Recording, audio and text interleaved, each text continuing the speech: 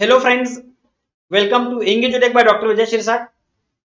Friends, here in this video, we shall discuss concord of person between subject and verb.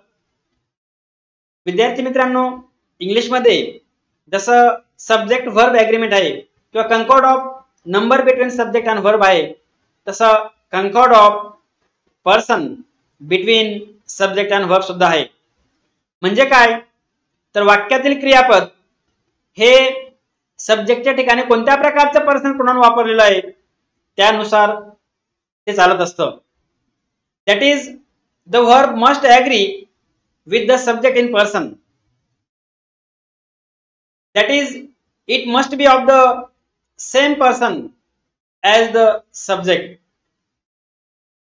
म्हणजे वाक्यातील क्रियापद हे कर्त्याच्या ठिकाणी असलेल्या पर्सनल प्रोनाउन्स हे एकवचनी आहे की अनेकवचनी आहे किंवा अजून कोणत्या प्रकारचं पर्सनल प्रोनाउन आहे त्यानुसार ते चालत असतं. तर आता इंग्लिश मध्ये पर्सनल प्रोनाउन्स कोणते कोणते आणि किती आहेत ते आपण या ठिकाणी डिस्कस करूया. Friends, in English, there are three types of personal pronouns. They are first person pronoun, second person pronoun, and third person pronoun. पुन्हा अजून त्यांचे first person singular pronoun, first person plural pronouns, second person singular pronoun, second person plural pronoun, third person singular pronoun, and third person plural pronoun अशी त्यांची category या ठिकाणी केली जाते. मग आता फर्स्ट पर्सन सिंगुलर प्रोनाउन कोणता आहे तर आय. आय या फर्स्ट पर्सन सिंगुलर प्रोनाउन सोबत एम, वॉज, हॅव, डू हे क्रियापदे वापरले जातात. आय सोबत एम आणि वॉज हेच सिंगुलर वर्ब वापरले जातात. बाकीचे हॅव आणि डू हे मात्र प्लुरल वर्ब्स आहेत आणि ते आय सोबत सुद्धा वापरले जातात. थोडक्यात ते क्रियापदे प्लुरल सब्जेक्ट सोबत वापरले जातात. परंतु आय मात्र त्याला अपवाद आहे.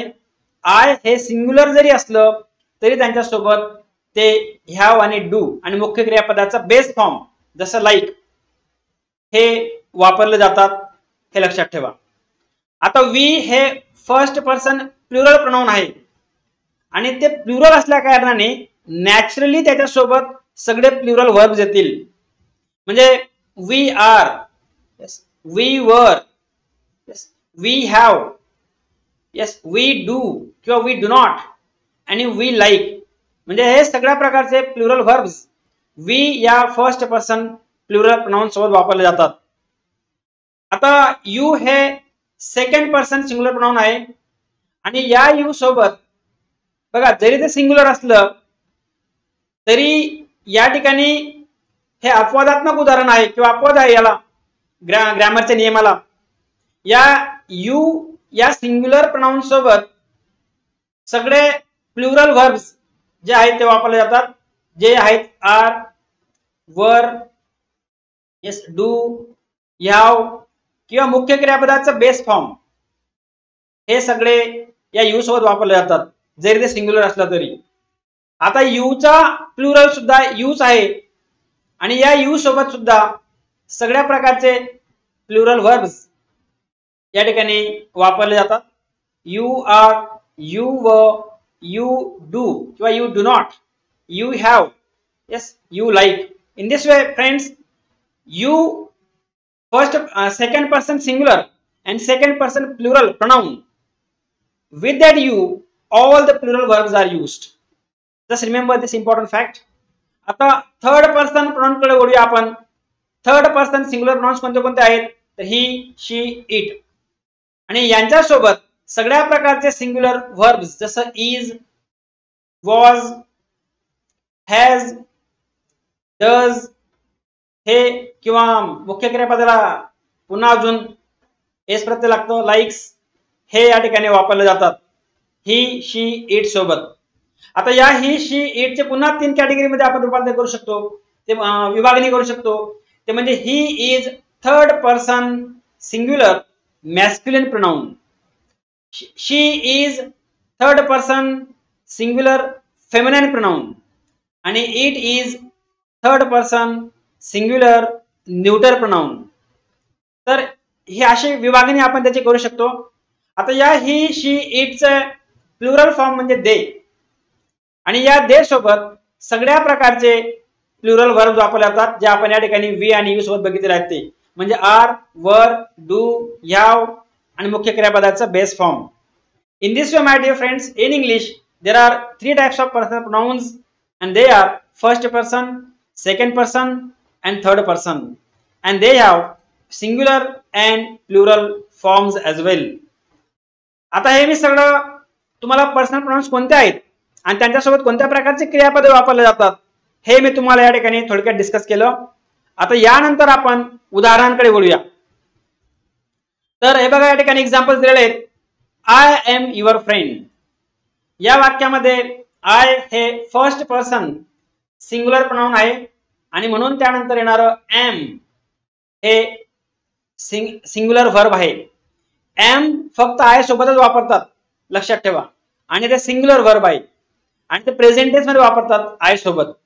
I am your friend and therefore this sentence is correct according to the first person singular concord. We, पुढचं एक्झाम्पल बघा. We are brothers. We is plural form of I. It is first person plural pronoun आणि म्हणून त्यानंतर येणारे क्रियापद हे सुद्धा plural आहे आणि म्हणून we are brothers.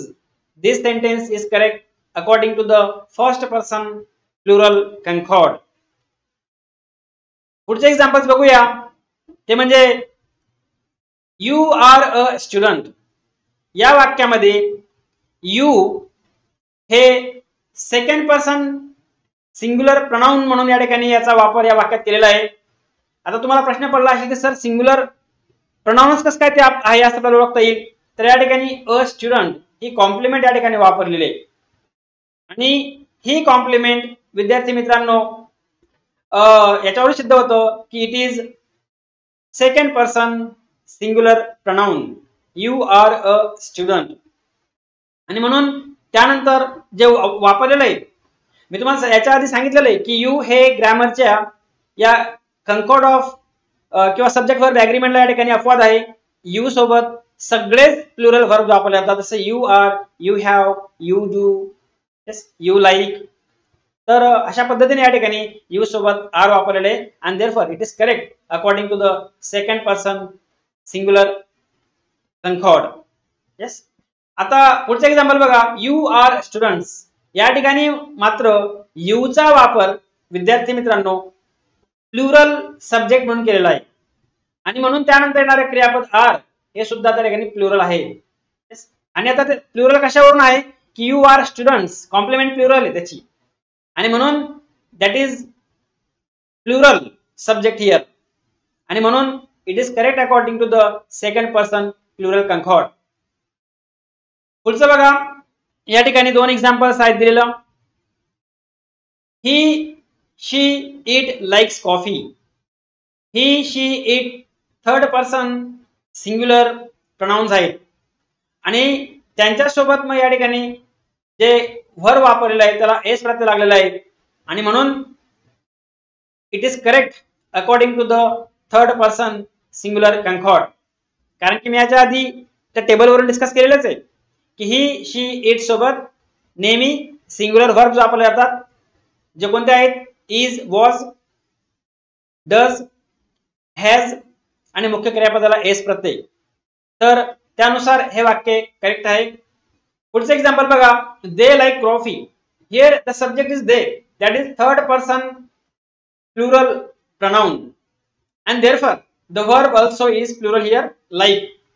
त्या व्हर्बला या ठिकाणी एस प्रत्यय लागलेला नाहीये and therefore this sentence is correct according to rule of the third person plural concord.